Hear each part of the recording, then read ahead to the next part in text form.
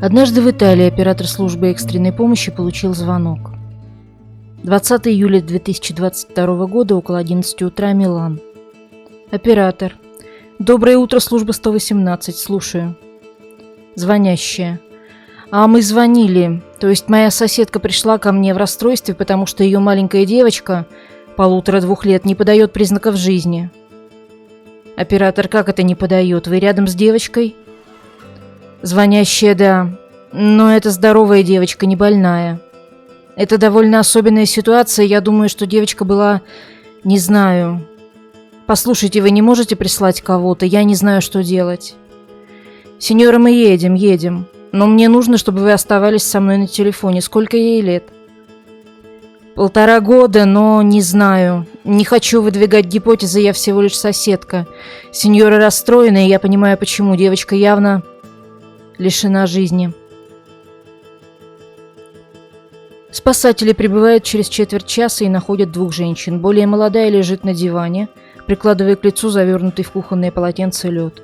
Это Олессия Пиффери. Она не говорит. Женщина постарше провожает медиков в спальню. Это она вызвала скорую.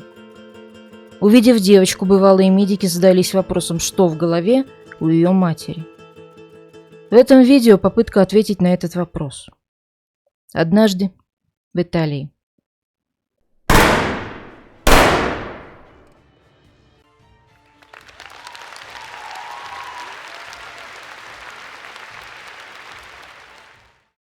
Олессия Пиффери, с чьей головой мы будем сегодня разбираться, родилась в Милане в 1985 году.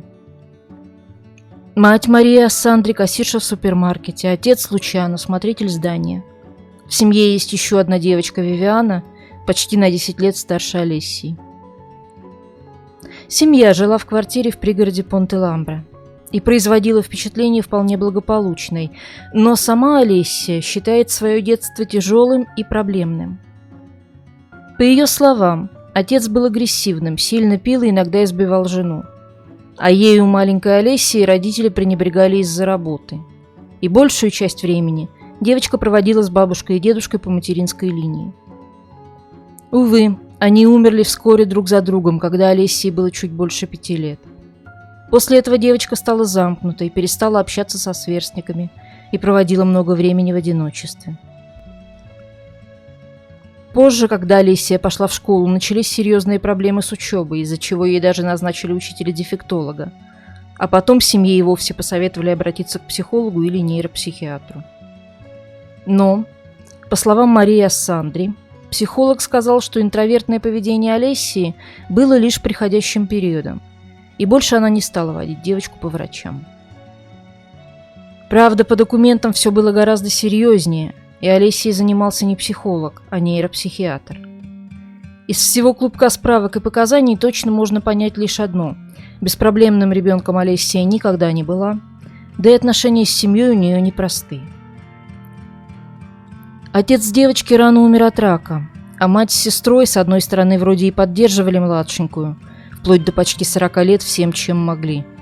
С другой, без конца обвиняют ее в манипуляторстве и постоянном вранье по поводу и без. Например, со слов Олессии, в возрасте от 10 до 11 лет она подверглась насилию со стороны соседа, к которому ее мать приходила убираться и готовить еду.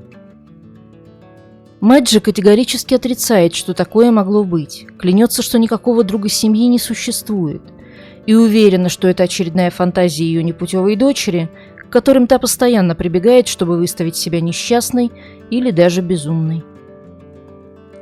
Сосед уже умер, спросить не с кого. Так что попробуем вернуться к тому, что известно точно, к фактам. Когда Олессии было 6 лет, ее трудности заметили школьные учителя и направили родителей и девочку в школьную медицинскую службу территориального санитарного агентства с запиской: девочка не может привыкнуть в школе, всегда плачет, не социализируется и имеет проблемы с обучением. Психологи проводят тест Блэки, специальный психометрический тест, и он выявляет, что материнская фигура в голове маленькой Олессии карающая и кастрирующая. Там присутствует страх разлуки и злость, всегда направленная на мать, и последующее чувство вины за эту агрессивность. Дополняют картину ночной НРС, то есть признак сильной тревоги, привязанность ребенка к переходному объекту, в данном случае вместо плюшевой мишки это слюнявчик, и использование соски. Напомню, речь идет уже о начальной школе. Во 2 классе психолог отмечает у девочки слабую связь с объективной реальностью из-за тревоги, которая ее пронизывает. 2 года спустя в 4 классе отделение детской нейропсихиатрии диагностирует у нее неопределенную дисгармонию развития в комплексе с явными трудностями обучения. В 5 классе психолог, который ее наблюдает, определяет проблемы Олесии как расстройство личности и удостоверяет, что девочка имеет право на получение инвалидности. Однако следующий шаг, то есть оценка медицинской комиссии, никогда не был сделан родителями по причинам, которые нам неизвестны. По окончании средней школы Олесия Пифери сдала облегченный экзамен и поступила в Технический институт социально-санитарного направления, где проблемы с усвоением учебной программы продолжились. Видя катастрофические оценки, учителя сообщили об этом матери, но она отказалась разрешить дочери снова заниматься с репетитором-дефектологом, так как считала, что это только вредит девочке. В 14 лет Олесия бросила школу, и здесь опять мнения расходятся. Мать говорит, что это был собственный выбор дочери. Олесия утверждает, что мать, которая в тот момент попала в аварию и была дома с травмой ноги, заставила ее бросить школу, чтобы помогать. Дескать, папа работает, сестра работает и собирается замуж, поэтому ее, как единственную свободную, припрягли ухаживать за матерью и забрали из школы, подрезав крылья любви к знаниям. На самом деле, конечно, можно изобразить это и как пренебрежение, с которым относились к Олесии в семье. Но сестра Вивиана не согласна категорически. «Моя сестра никогда не хотела ничего делать, не говоря уж об учебе», — с горькой усмешкой рассказывает она. Олесия мало общалась со сверстниками, предпочитая взрослых, которые могли бы ее поддержать и защитить. Ее подруга, некая Мария Луиза, пожилая женщина, жалеющая девочку, которую сегодня нарекли бы особенной, а тогда называли проще, недоразвитая. Мария Луиза – культурная состоятельная женщина с красивым домом и очень привязалась к Олесии. Когда та подросла, она помогла девушке найти подработку, помощь по хозяйству ее многочисленным знакомым. С уборкой она справлялась превосходно, так говорили все. Да вот беда, если ее посылали за покупками, то счет никогда не сходился. Она тратила деньги и на себя, думая, что никто этого не заметит, и не понимая, что, поймав на воровстве, на работу ее никто больше не возьмет. Приходской священник Дон Агостино, хорошо знающий Олесию, замечает, что умственное развитие девочки не соответствует наступающему подростковому возрасту. «Живет только настоящим», – отрежет он в ее адрес с хирургической точностью. Проходит еще 5 лет жизни настоящим. Попытки работать ассистентом стоматолога, уборщицей в медицинском институте, няней. Все ненадолго, все случайно. В 20 лет Олесия переехала в Палермо, чтобы выйти замуж за Франческо Миранда, 55-летнего кузнеца, с которым познакомилась через его сестру. То ли в Палермо низкий спрос на кузнечные работы, то ли жених не отличался трудолюбием, но жила пара за счет его матери в деградировавшем районе города. Потом у Олесии случается выкидыш, и молодые возвращаются в Милан, где живут уже за счет ее матери. Пожив поочередно со свекровью и с тещей под одной крышей, пара, видимо, устав от идиллии, разводится, без особых, впрочем, сожалений. В 2009 году умер отец Олесии, ее мать познакомилась с другим мужчиной и переехала к нему в Калабрию. Оставшуюся квартиру поделили пополам. В одной части живет Олесия, а вторая часть по другую сторону лестничной площадки сдается в аренду ее теперь уже бывшему мужу. Время идет, Олесии за 30, но она все в том же положении, что и сразу после школы, без образования, без денег, без работы и без родни. Мать далеко, а с сестрой, живущей в том же городе, отношения, мягко сказать, прохладные. Впрочем, мать не оставляет дочь без поддержки, оплачивая за нее коммуналку и подбрасывая продуктов и денег по 300 евро в месяц. Собственно, на это дочура и живет. Она не унывает и регистрируется на Митик. Известном сайте знакомств найти партнера становится ее основным занятием. На фотографии, которую она выбрала для сайта, она в длинном вечернем платье, а ее профессия указана как детский психолог. То ли из желания прихвастнуть, то ли в благодарность к тем немногим профессионалам, которые видели и понимали ее трудности.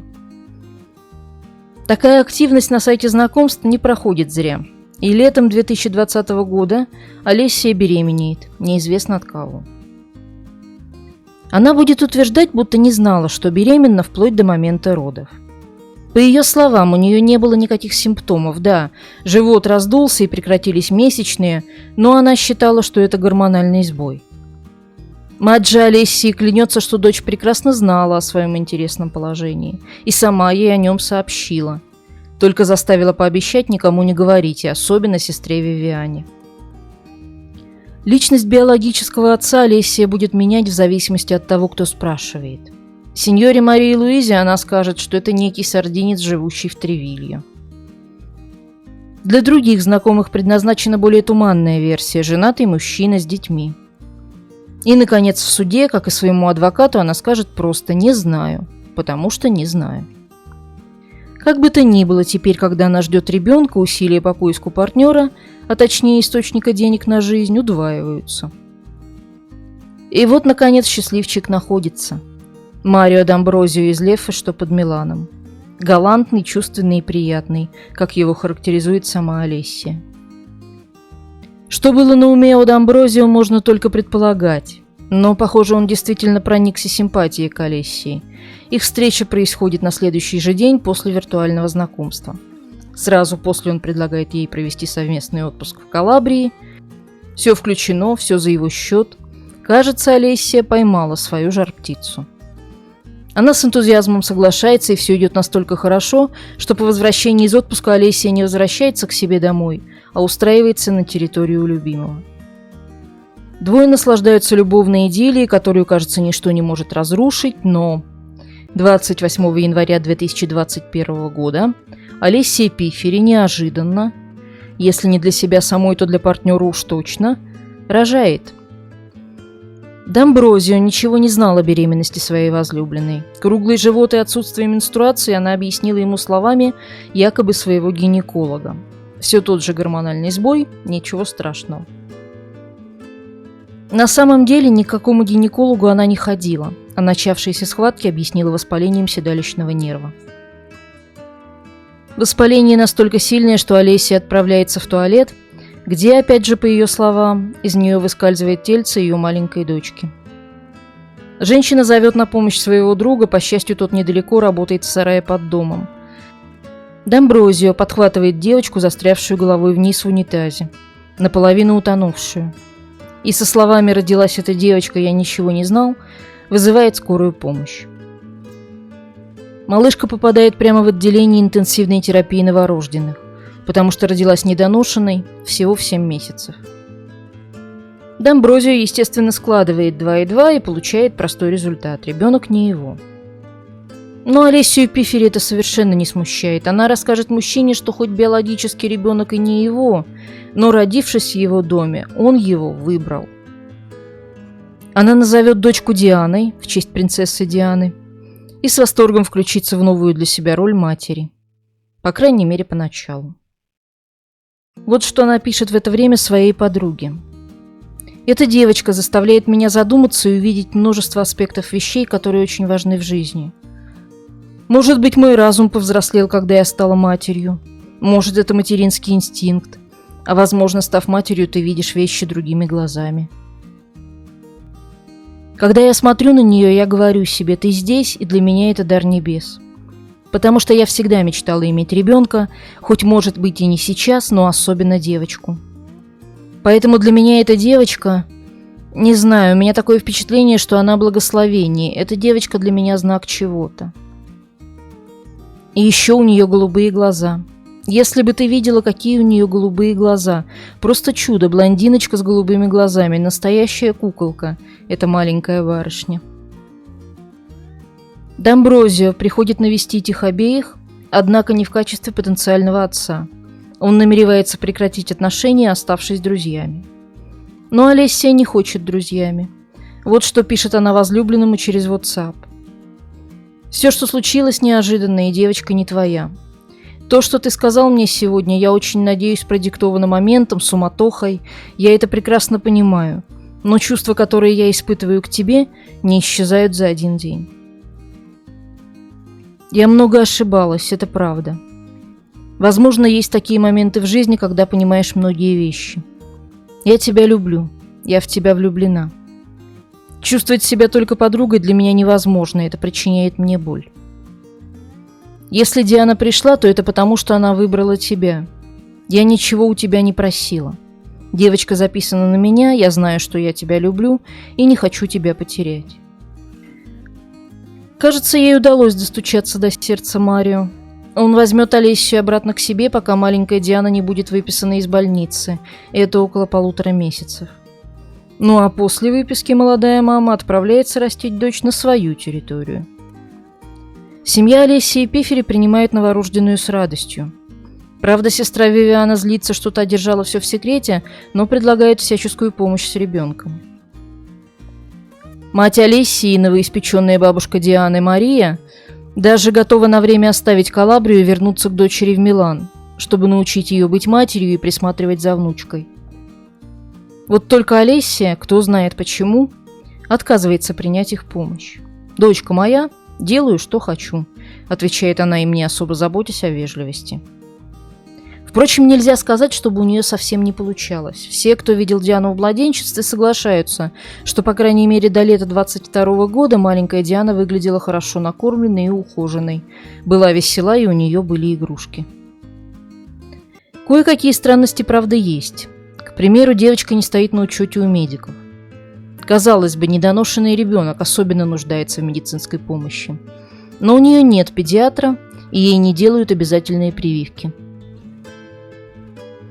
И пока Диана лежала в больнице, к Олесе и были вопросы. Она уделяла ребенку слишком мало внимания. Почти не подходила к нему, не играла с ним и не проявляла нежности. Но, несмотря на это, девочка была выписана. Без какого бы то ни было наблюдения, патронажа или чего-то подобного. В никуда. Перебивающаяся тем, что подкидывала ей мама и Марио, Олеся почему-то не захотела оформляться как одинокая мать, которым полагаются пособия. По мнению родственников, она не стала этого делать именно потому, что не хотела привлекать к себе внимание соцслужб, дабы продолжать развлекаться и жить так, как хочется ей. Тем временем у самой Олеси жизнь, кажется, налаживается. Домброзио сменил гнев на милость, настолько, что в конце марта 2021 года предлагает даме сердца сопровождать его в рабочие поездки. Марио Домброзио не бог весть какой бизнесмен, он всего лишь электрик, но, видимо, неплохой. Его пригласили переделать электрическую проводку виллы на Лазурном берегу во Франции. Олеся в восторге от предложения, пишет подругам о предстоящем путешествии. «Монте-Карло, Ницца, Канны. Сегодня я буду жить жизнью вип-персоны». Она хотела взять с собой и дочь, но бабушка Мария против. Девочка слишком мала и слаба здоровьем для таких поездок. Впрочем, бабушка совершенно не против посидеть с ребенком и соглашается оставить девочку у себя настолько, сколько потребуется. Тем не менее, с вип-жизнью Олесии не повезло. Именно когда мать отправилась в поездку, Диана заболевает инфекцией мочевыводящих путей. У нее очень высокая температура. Мария Сандре звонит дочери с просьбой вернуться, но та, видимо, переняв манеру принцессы Монако, высокомерно отказывается. Бабушка в отчаянии, у внучки температура 42, и она обращается за помощью к бывшему мужу Олеси с противоположной стороны лестничной площадки. Мужчина, ни муж и ни отец, входит в положение и отвозит бабушку и внучку в больницу. А там очередная беда. Из-за действовавших тогда антиковидных норм с ребенком в больнице может остаться только тот, кто вошел с ним в палату первым. Бабушка без конца набирает телефон развлекающейся на Лазурном берегу дочери, та не берет трубку. Лишь в 2 часа ночи ее величество соизволит ответить. К этому моменту объяснение готово и представляет собой ложь размером с княжество Монако. Мобильный телефон во Франции не ловил. Когда непутевая мамаша наконец возвращается, Врачи из педиатрии уже нажаловались руководству больницы. А то обратилась с просьбой оценить семейную ситуацию маленькой Дианы. Глаз у соцслужб орлиный, мышь не проскочит. И в отчете о проверке по полкам разложено, что Олеся Пифери внимательная мать, заботящаяся о здоровье дочери, что у нее есть партнер, который является надежной моральной и материальной опорой и готов поддерживать ее и девочку. И вся эта красота подкреплена надежным семейным и дружеским окружением. Короче, дай бог каждому. В общем, Пифери остается жить свою жизнь с девочкой так, как посчитает нужным. Как только Диана выздоровела, Олеся просит у Домброзио разрешения снова жить у него, на этот раз с девочкой. И тот соглашается. И, казалось бы, все идет как по маслу, но нет. Домброзио вовсе не торопится стать примерным супругом Олеси и отцом Диане. Он по-прежнему зарегистрирован на сайте знакомств, ему пишут, он отвечает. В сочельник Рождества 2021 года он заявляет, что хочет расстаться с Олесей. Та противится, но все, что ей удается выторговать, это остаться на празднике. Потом она все же съезжает к себе и начинает шантажировать Марио, то грозясь сделать что-то с собой, то расписывая в красках, как Диана не спит и не ест, без того, кого считает своим отцом. Но на этот раз Домброзио непоколебим, и маленькое семейство Пифери остается дома. Помочь Олесе с малышкой на месяц приезжает из Калабрии безотказная бабушка Мария. Потом на ее пост заступает подруга Пифери, которая помогает в обмен на обед и ужин. Через несколько недель она находит работу, ее сменяет другая подруга, тоже ненадолго. Только в этот момент, впервые с рождения Дианы, Олеся оказывается действительно одна с ребенком. И тут же начинает жаловаться: «Я больше не могу, мне хочется плакать, я устала». Даже с каплями она спит не больше 40 минут. Сколько женщин, сами побывавшие в подобной ситуации, посочувствовали бы Олесе. А вот сколько их осталось бы на ее стороне, узнав, что в это время она вовсю тусит на сайте знакомств, успевая пообщаться и на тему серьезных отношений и брака, и про любовь за деньги.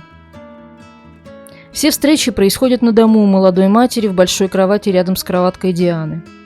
Среди сотен сообщений, найденных в телефоне Олесии, было обнаружено СМС от одного из мужчин, которому она предлагала сексуальные услуги в обмен на деньги. Он ответил ей: «Хочу поцеловать и Диану», имея в виду полуторагодовалую дочь Олесии. Кто знает, что было в голове у матери, когда в ответ на это предложение она сказала: «Конечно, ты это сделаешь». По этому поводу было открыто дело о растлении малолетних. Но хотя у меня нет информации об официальном закрытии дела, скорее всего, оно закончилось ничем. Итак, молодая мамочка подрабатывает проституцией, но это не единственный способ добыть денег, есть и другие уловки. Например, она рассказала знакомым старушкам, что организует крещение для Дианы. Как принято в таких случаях, ей дарили деньги, в общей сложности около 600 евро. И не в том главная беда, что никакого крещения не было, деньги с ребенком всегда нужны. Вот только тратит их Олеся не на ребенка, а на лимузин. Она арендовала лимузин для романтической поездки с ужином на двоих шампанским на берегу озера и разослала фото в машине всем друзьям и родственникам. На вопрос матери, не сошла ли она с ума и где в это время ребенок, ответила, что это была ее давняя мечта, а с ребенком все в порядке, дома с няней. Много позже выяснится, что никакой няни у Пифери никогда не было, и оставлять малышку одну постепенно вошло у нее в привычку. Сначала на несколько часов, потом на сутки, потом на выходные. Судите сами, чего стоили эти дни и ночи одиночества в кроватке маленькой Диане. Но, по мнению матери, девочка прекрасно обходилась и без нее. Когда она наконец возвращалась, то подмывала и кормила дочку, и начинала планировать следующую отлучку. И опять, вместо того, чтобы попросить сестру, которая ей сама не раз предлагала посидеть с Дианой, она будет лгать всем, что оставила ее с няней. Что-что, а врать Олеся умеет. Вот она пишет своей подруге сочинение на тему встречи Дианы и ее настоящего отца. У него есть ресторан-пиццерия. Сейчас он больше не живет в Бергамо, живет в Веченце. Выезд Веченце-Восток. У него все хорошо. У него 2 супер-мерседеса и супер-мотоцикл.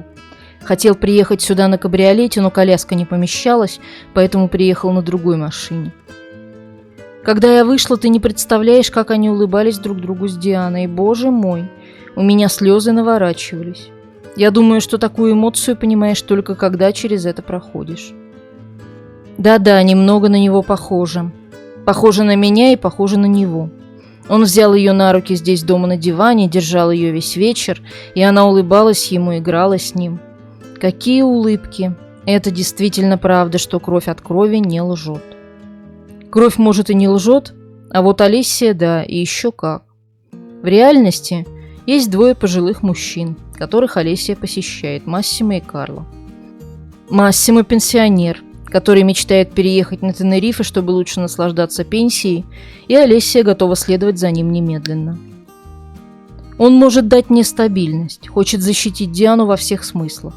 Экономически у него все хорошо, даже, возможно, лучше, чем у другого. Вчера вечером он предложил мне выйти замуж. Сейчас мы потихоньку привыкаем к дому там. Он уже дал мне связку ключей. Вступаем в брак, женимся. Свадьба с большими бантами, он вставал на колени несколько раз, и все было как в кино. Знаешь, когда видишь в Facebook предложение руки и сердца, вот так меня брал, поднимал, целовал. Мне нужен человек, который может гарантировать мне будущее. Мне и девочке. Он сказал мне, что мы ни в чем не будем нуждаться. Мне это нужно. Человек, который действительно нас любит, который даст нам экономическую стабильность и который хочет семью. Короче говоря, мы женимся, это знаешь только ты. Никому другому не говори. Сейчас хочу посмотреть на платье. Нужно бы пойти выбрать одежду также и для девочки. И кто знает, может быть, когда-нибудь у Дианы появится братик или сестричка. На самом деле, пенсионер вовсе не собирается жить с Олессией, отговариваясь тем, что у него недостаточно вместительный шкаф. Тогда Олессия переключается на план «Б». Карло, 65 лет. Мужчина уже не в том возрасте, чтобы интересоваться активными играми между простынями, скорее он ищет немного компании, чтобы было с кем поговорить или прогуляться. Они видятся только днем вне дома. За 2 месяца, что длится история, у них ни разу не было полноценного секса. Однако Карло привязывается к маленькой Диане, и когда встречается с ее матерью, не забывает принести еду для девочки. Пюре, фрукты, печенье, розовое платьице, плюшевого мамонта. Карло часто проводит время с малышкой, пока Олессия сидит запершись в ванной с телефоном. Ему она объясняла, что разговаривает со своими пациентами, потому что она психотерапевт. Также говорит ему, что тот выкидыш, который у нее был, вызван пинками бывшего мужа.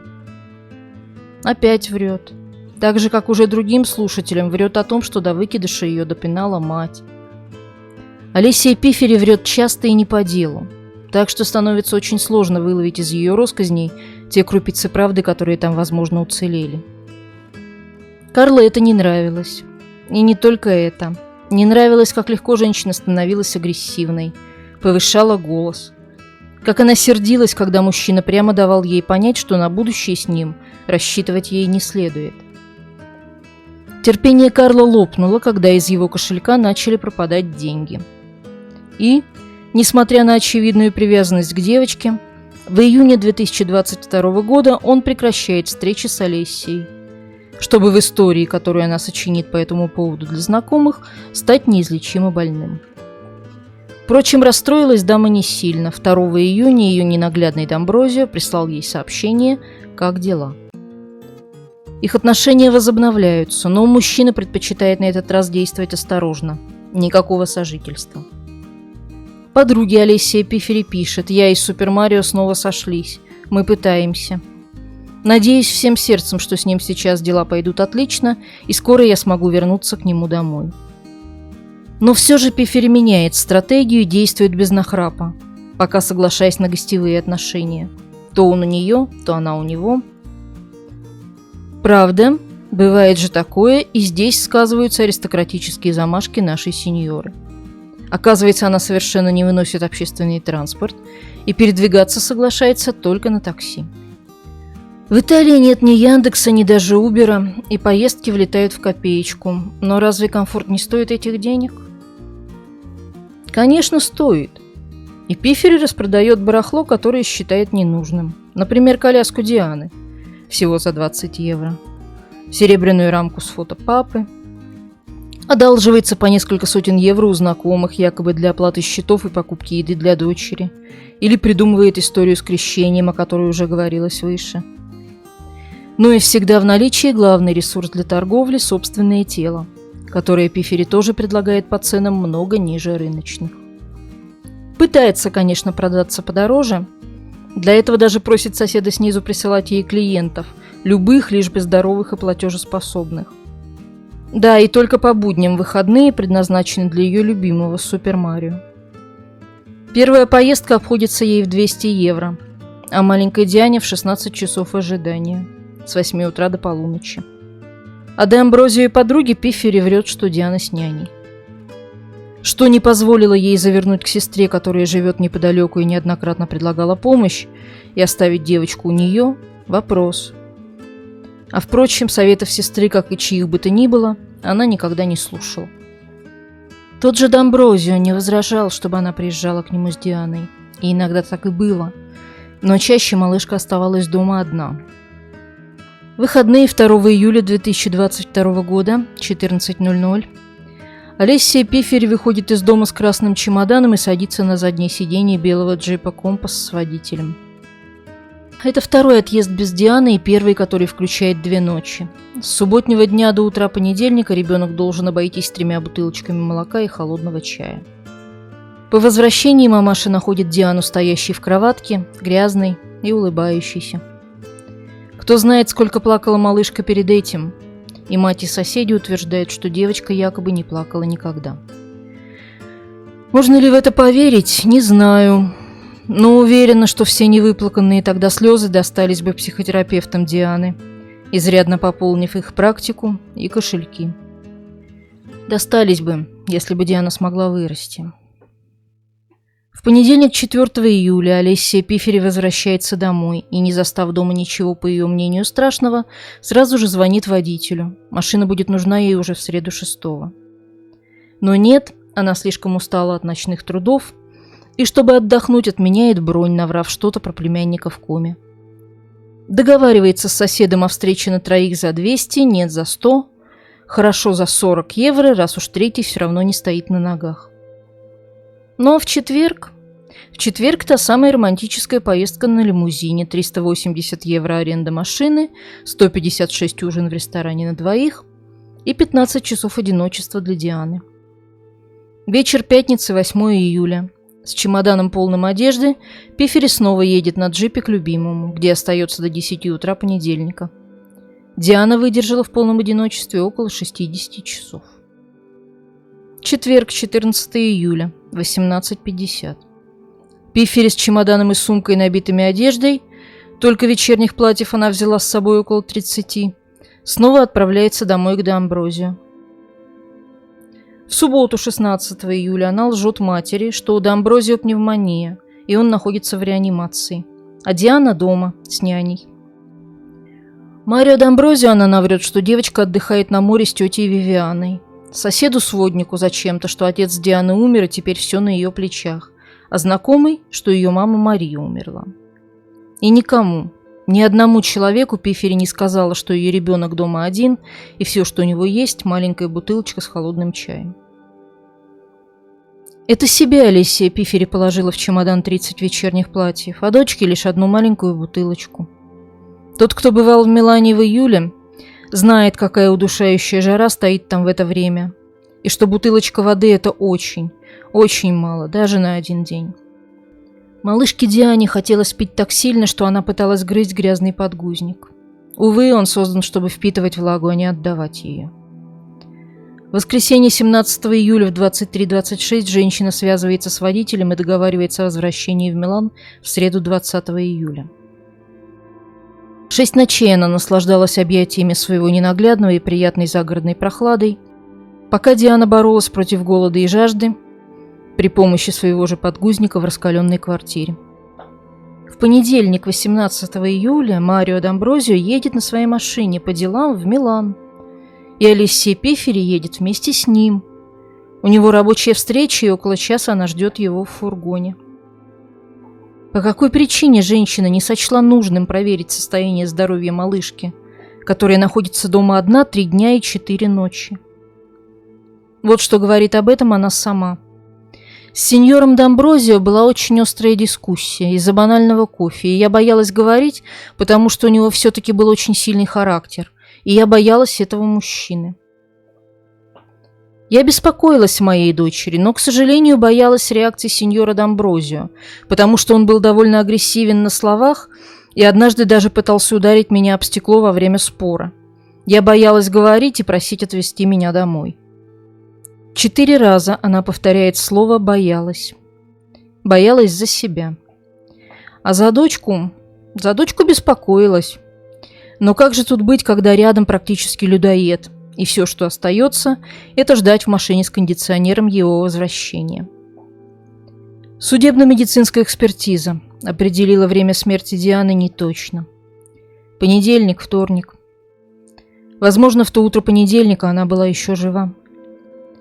Но до среды, когда Пифери, как и планировала, вернулась домой на такси, девочка не дотянула. Во вторник, 19 июля, мать Мария звонит из Калабрии, чтобы узнать, все ли в порядке, и посмотреть на Диану. Не моргнув глазом, Олеся отвечает, что Диана спит. Однако бабушка почему-то волнуется, и в среду утром пишет сообщение: «Все хорошо?» «Да-да, мы возвращаемся», — отвечает ей дочь. «Диана немного беспокоит меня зубками, но ничего серьезного, не волнуйся». Это был последний раз, когда Мария Сандри захотела говорить со своей дочерью Олесией Пиффери. В 10:38, в среду, Пиффери выходит из машины у ворот своего дома. Она берет чемодан и сумку, открывает калитку, поднимается по лестнице, поворачивает ключ и находит тишину и смерть. Диана лежит в кроватке, как ее оставила мать. Только ее прекрасные голубые глаза, которые так восхваляла она подругам, засохли от обезвоживания, и теперь в них копошатся личинки. Вот описание места происшествия. Тело девочки находится в положении лежа на спине на матрасе без простыни. Голова лежит на подушке без наволочки. Одета в желтое платьице с рисунками ананасов и розовых лебедей, трусики или подгузник отсутствуют. Отсутствуют признаки недержания сфинктеров, тело явно было вымыто до приезда спасателей. То же самое сообщает один из операторов службы скорой помощи. Некротические ручки, черные ножки, черные и впалые глаза, а также темный рот. На ощупь она была не жесткой, но очень холодной. Тело было мокрым, кто-то его вымыл. Сбоку рта странные остатки, что-то резиновое, очень напоминающее внутренность подгузников. Причина смерти – выраженная картина обезвоживания. Крошечное тельце просто высохло. Даже стекловидное тело внутри глаза с последующим коллапсом глазных яблок. И в кишечнике при вскрытии обнаружен тот же материал из подгузника. Следователи найдут этот подгузник на подоконнике, наполненный фекальными массами и личинками насекомых, и со следами слюны, принадлежащими девочке. Пиффери объяснила, что пыталась, это ее слова, оживить девочку, поливая ножки, ручки, лицо и головку, и даже делая ей массаж сердца. Затем, видя, что она не приходит в себя, побрызгала ей немного воды в рот.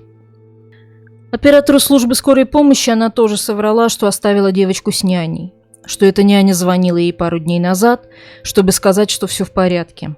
Но когда она приехала, няня куда-то исчезла. Позвонить няне, конечно же, оказалось невозможным. У Пиффери нет ее телефона. Да и на мобильном самой Пиффери нет никаких следов созвонов с нею. К тому же у няни меняются имена. Сначала Джованна, потом она превращается в Ясмин. Спасатели спросили Олесию, не хочет ли она предупредить отца девочки. Тогда она позвонила по громкой связи Марию и сказала ему: «Диана умерла». Он несколько секунд молчал, потом спросил, как, что случилось, как она умерла. «Знаешь, я соврала тебе», — ответила Олеся. «Я сказала, что оставлю ее у сестры, а на самом деле оставила у няни».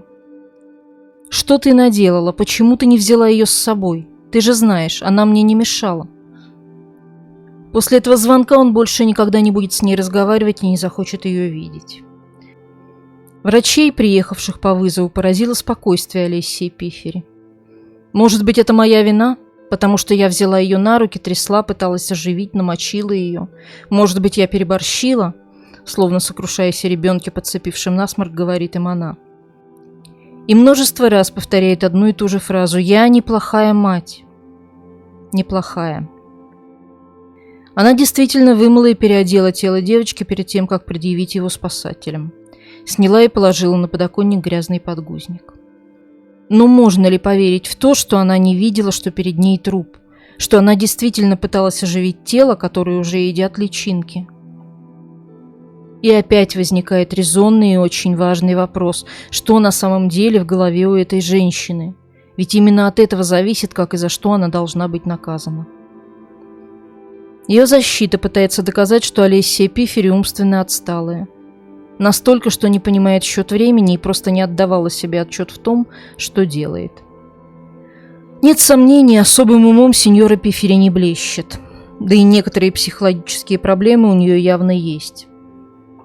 Но можно ли поверить в бытовую беспомощность такой степени, зная, как самозабвенно и витиевато Олеся умеет врать?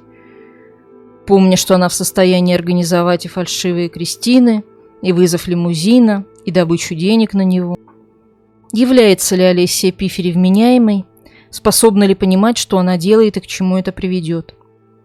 Адвокаты снова настаивают, что нет.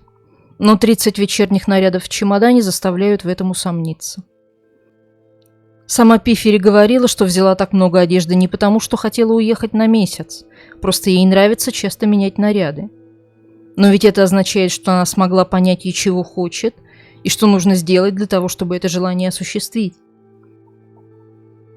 Вот только не догадалась положить в кроватку девочки побольше воды.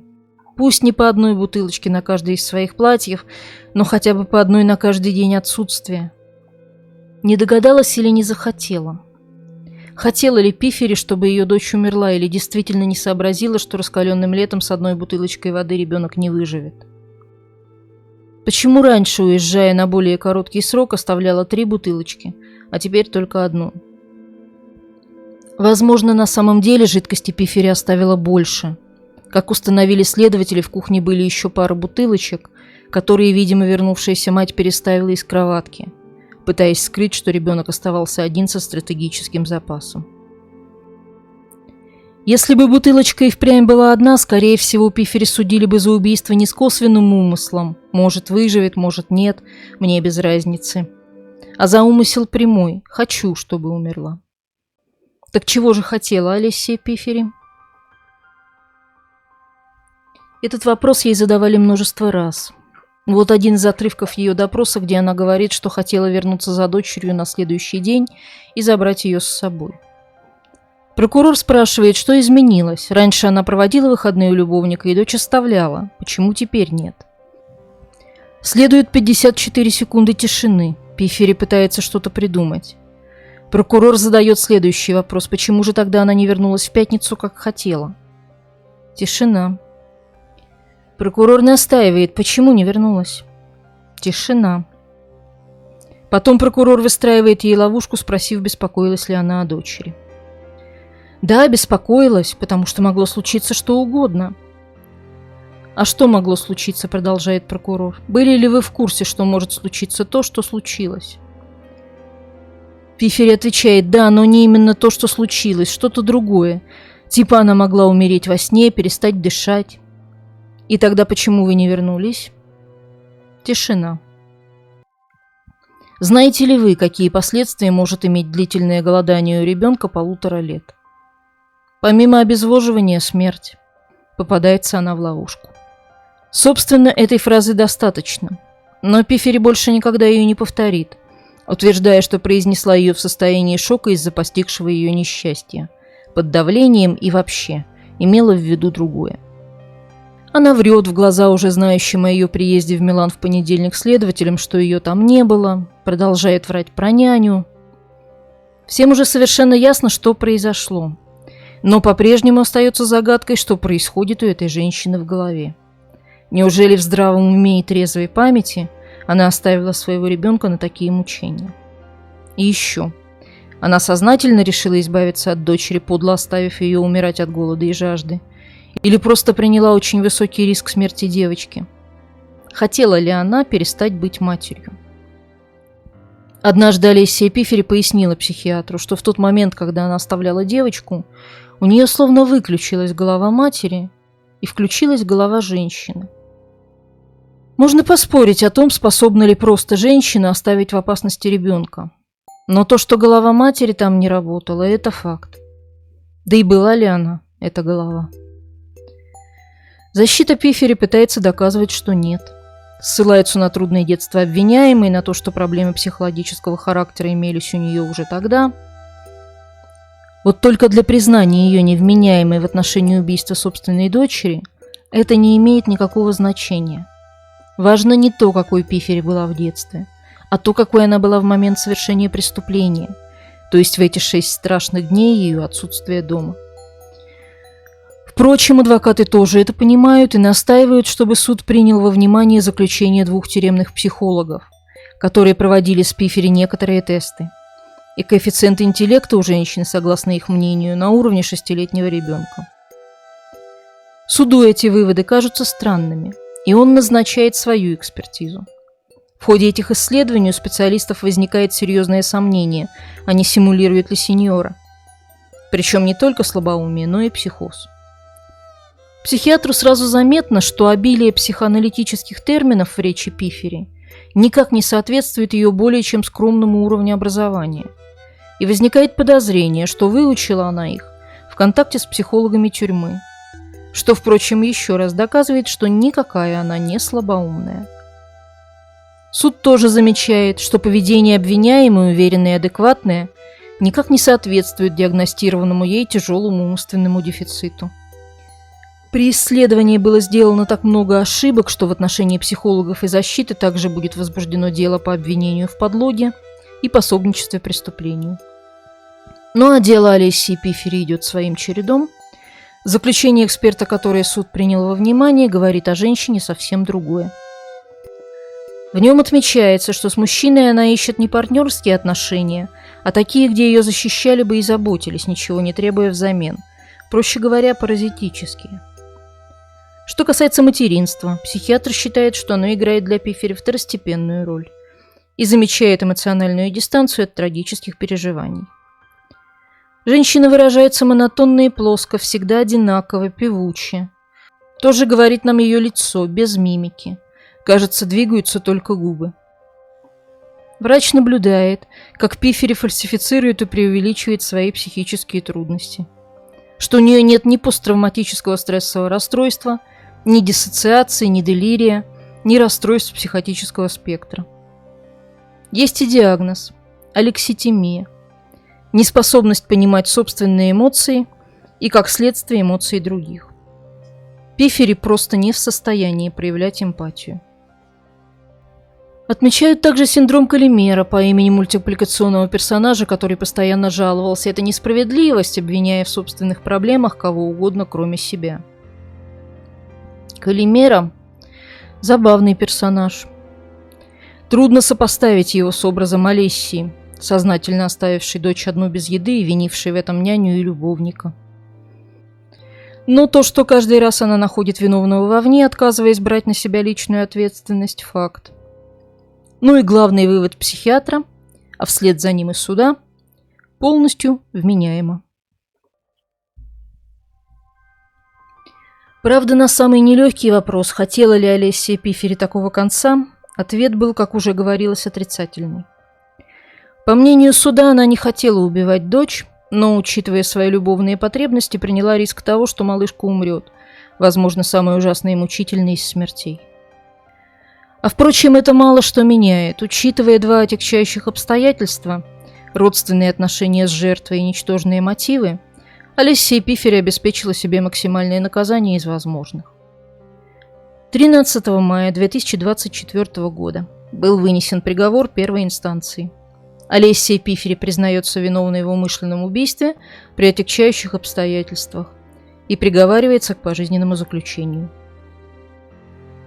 Это не значит, что Пифери никогда больше не выйдет на свободу, уже лет через 20 она сможет подать об этом просьбу. Но, по крайней мере, это сильно уменьшает шансы, что она снова родит. Кроме того, она должна выплатить компенсацию морального вреда – 20 тысяч евро сестре Вивиане и 50 тысяч евро матери Марии. После вынесения приговора Олессия заявила: «Я никогда не думала и никогда не планировала, что с моей дочерью может случиться что-то такое ужасное. И хочу, чтобы это было ясно всей Италии». Ни о каком сожалении или раскаянии речи она не вела. Пиффери подала апелляцию, которая была принята, и апелляционный процесс назначен на 29 января 2025 года. В настоящее время Олессия Пиффери находится в заключении в тюрьме Виджевано, где, согласно ее адвокату, женщина испытывает трудности с социализацией и сильно страдает. По словам самой Олессии, другие заключенные издеваются над ней, постоянно угрожая и называя убийцей. Впрочем, так к Олессии Пиффери относятся не все.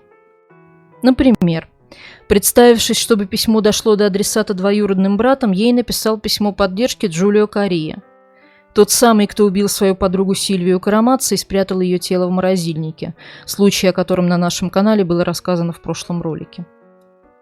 Олессия подала прошение о возможности позвонить ему, но разрешения ей не дали. И еще один штрих к содержимому головы этой женщины. Уже после приговора она получила предложение руки и сердца. Письмо было коротким, но все же неизвестный адресат не поленился сделать даме комплимент. «Моя дорогая Олессия, ты правильно сделала, оставив умирать твою маленькую Диану». Пиффери ответила незамедлительным и восторженным «да». Эта история закончена. Не думаю, что приговор может измениться, и не думаю, что это важно. Так или иначе, Олессия Пиффери проведет в неволе много лет. И если и выйдет оттуда, то уже никому не нужной старухой. Но прежде чем я оставлю вас выносить этой женщине свой приговор, добавлю еще одну деталь, на которую обратила внимание, просматривая записи судебных заседаний. Приходя на слушание, Олессия Пиффери не забывала захватить для себя бутылочку воды. Однажды в Италии